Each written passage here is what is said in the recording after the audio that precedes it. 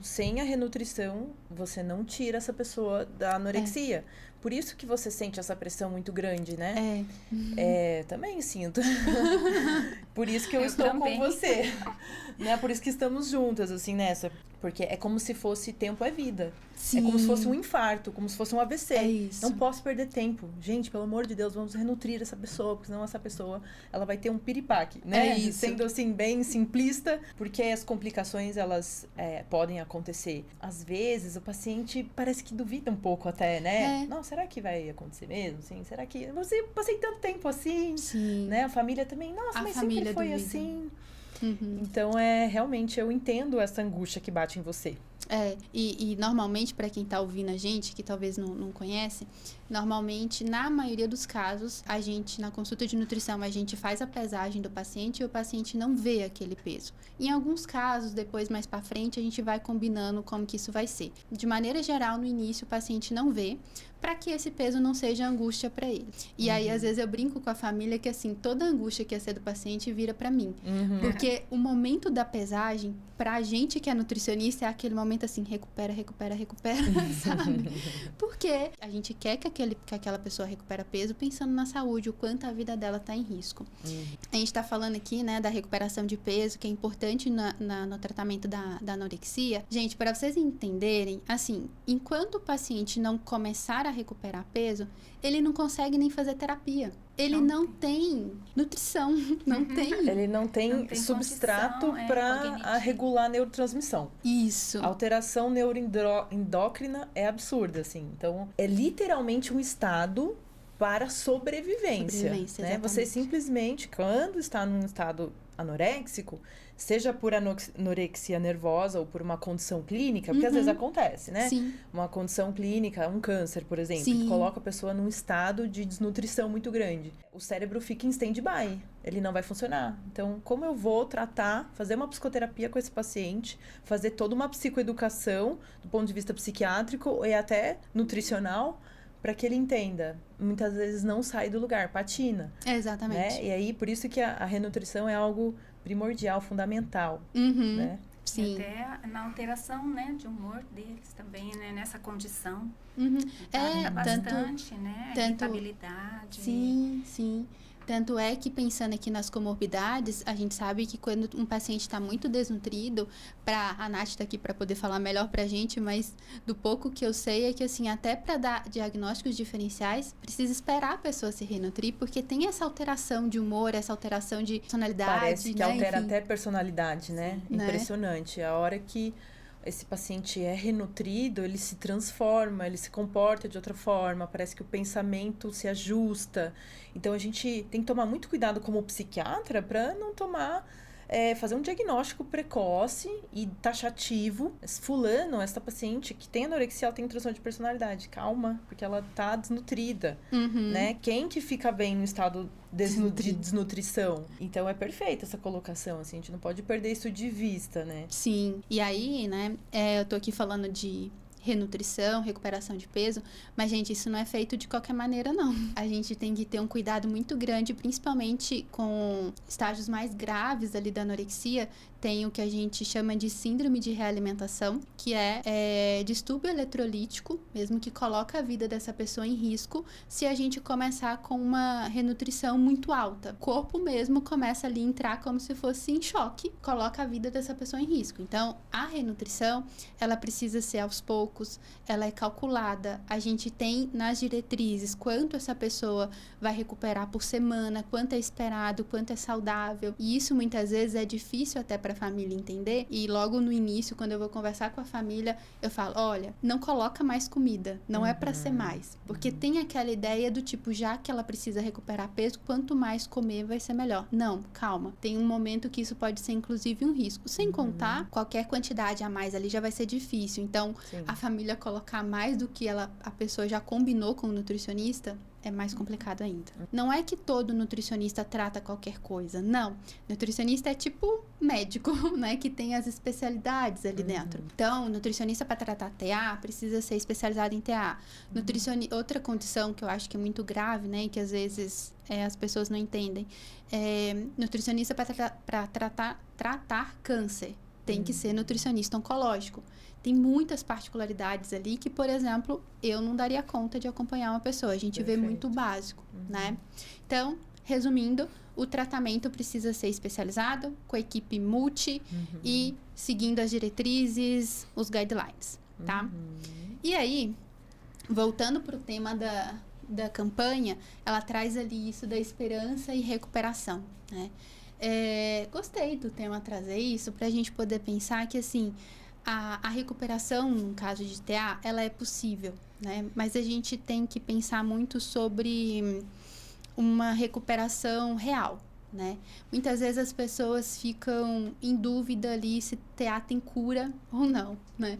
Como que é isso para vocês? Como que vocês pensam nessa questão da TA tem cura? A gente fala muito em remissão, né, de sintomas no tratamento com os transtornos alimentares. Então, a gente entende que à medida que a pessoa, né, ela está engajada no tratamento, participando, ela vai diminuindo os sintomas, né?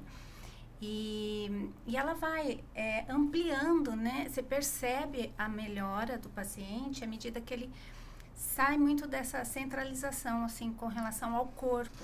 Tudo na vida dele está ali girando muito em torno, né, do corpo, das insatisfações. Então, ele vai se isolando das pessoas, dos vínculos. Tem muita função o transtorno alimentar, muito, né? Sim. Né? Muito impacto na vida. Ocupa muito tempo da vida da pessoa. Sim. E à medida que eles vão melhorando, né, vai ampliando.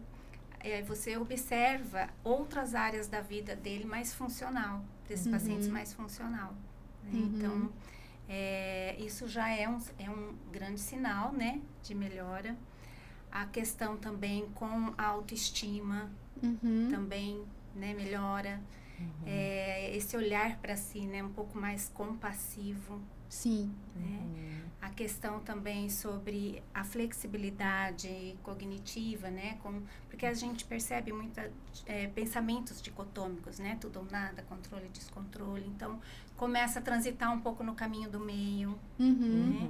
Então, a gente fala muito sobre isso, sabe? De remissão de sintomas. Legal. Do ponto de vista psiquiátrico, eu acho que só por conta da psiquiatria englobar outras comorbidades, além do transtorno alimentar, eu entendo que a gente tem um ganho em várias vertentes também, né? E aí, falando um pouco sobre diagnósticos, a gente controla muito, a gente percebe que a evolução do transtorno alimentar é controle de sintomas, a gente vai diminuindo gravidade, muitas vezes ele não desaparece totalmente, tem até tomar cuidado com essa idealização do tratamento. Em 6 meses eu estou completamente recuperado, e não é assim. Mas, paralelamente, é o que é de conta, né?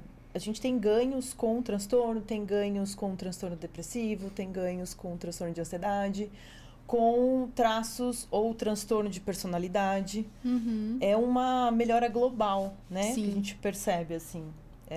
E aí a pontinha do iceberg, que é aquela queixa alimentar, ela fica bem evidente, assim. Então, realmente, eu acho que é muito complexo. Da mesma forma que é complexo para diagnosticar, é complexo para tratar, a melhora, ela também é representada de uma maneira complexa e multifatorial, por isso que demanda muito tempo, né? Equipe também complexa. Sim. Uma formação carregada também, né? Que a gente tem que estudar e se atualizar. Tem condições que têm uma evolução mais desfavorável, né? Então, anorexia nervosa, dependendo de quanto tempo essa pessoa tem diagnóstico, ela tem um prognóstico pior. Quanto mais tempo de anorexia, mais anos, pior esse prognóstico. Mas isso também eu acho que não é impossível. A gente pode tentar controlar de alguma forma, tentar ter alguns ganhos em outros transtornos psiquiátricos, ou pelo menos algum controle, né? E muitas vezes é necessário tempo de medicação. Para essa pessoa poder viver melhor, ela ter uma qualidade de vida melhor, ela precisa usar bastante tempo medicação, antidepressivo, fazer muito tempo psicoterapia, né? Tem condições que a gente percebe que já tem uma evolução melhor. que tem um desfecho menos grave. A gente falando ali da própria compulsão alimentar mesmo, a gente consegue ter um ganho maior em pessoas mais velhas. Mas o fato é, quanto mais precoce a gente aborda, né, na infância, na adolescência, temos um resultado mais favorável. Diagnóstico, né? Né? Sim. Tem muitos psiquiatras mesmo, psicólogos que gostam muito de abordar a infância e a adolescência por conta disso, né? Como a resposta ela é mais favorável, tem menos tempo de memória, né? Menos crenças, menos obsessões. A criança ela é moldável, sabe? Então eu acho que um recado legal, né, é reforçar assim, a esperança que a gente tem também, comunicando bastante sobre transtorno alimentar. Quanto a gente pode impactar essas gerações futuras sobre idealizar o corpo ideal, o peso ideal, se a minha alimentação tá boa ou não tá boa, sabe? Essa educação que a gente pode passar para próximas gerações impacta muito, né? Sim. Então, é isso, assim, existe essa correlação, prognóstico melhor, conforme essa pessoa mais nova, mais jovem. Repertório cognitivo também é uma outra coisa que interfere bastante, se essa pessoa tem nível de inteligência que favorece, né? Se tem menos comorbidades também. Transtornos de neurodesenvolvimento, tipo o TDAH, o espectro autista, muitas vezes contribuem de uma maneira desfavorável, mas nada que é impossível, né? Eu acho que a gente sempre tem o que fazer, sempre, sempre. Não importa o quão difícil, o quão complexo é. E aí eu acho que a esperança tá aí. Sim, sim. Eu acho que é isso, né? Assim, a recuperação, ela também é individual. Assim como todo tratamento é muito individualizado, a gente precisa entender essa recuperação sem esse... um padrão também, todo mundo vai ter que ficar assim. Não, depende de como é para aquela pessoa, da cronicidade, né? De como ela estava no início. E pensando no tratamento nutricional, nessa recuperação, a gente trabalha muito depois ali as fases, né? A gente chega numa fase que a gente trabalha muito a prevenção de recaídas, né? Porque tem uma imagem que eu gosto muito, mas enfim, aqui não tem a imagem, mas vamos pensar num bonequinho que ele fosse colorido assim com vários pontinhos, cobrindo o bonequinho todo. Esses pontinhos seria o TA. À medida que a gente vai no tratamento, é como se esses pontinhos fossem diminuindo. Mas um fica lá ainda. Por quê? A gente sabe que o TA, ele tem essa característica genética. Então, vai ficar ali aquele pontinho só esperando um outro fator para gatilhar. Então, a gente trabalha muito essa prevenção de recaídas considerando isso. Olha, a gente está numa fase boa de remissão, vamos trabalhar para que você continue em remissão. Né? Perfeito. Completando isso, né, na psicologia a gente também, né, faz um trabalho com um plano de manutenção a longo prazo com esses pacientes, né, porque e é muito personalizado mesmo. Cada pessoa ao longo do tratamento, ela vai percebendo quais os sinais, né, para ela que é mais difícil na questão com o comportamento alimentar. Por exemplo, uma pessoa que pula muito as refeições. E isso vai impactar depois numa compulsão. Sim. Né? Então, ela vai aprendendo ali que de comer, né, fazer o comer regular, junto com a Nutri, né, com o diário alimentar. Sim. Né? A gente tem aí materiais, recursos para isso, né? Vai instrumentalizando esse paciente para cuidar quando ele percebe sinais que podem ser aí gatilhos, né, para voltar a um comportamento alimentar.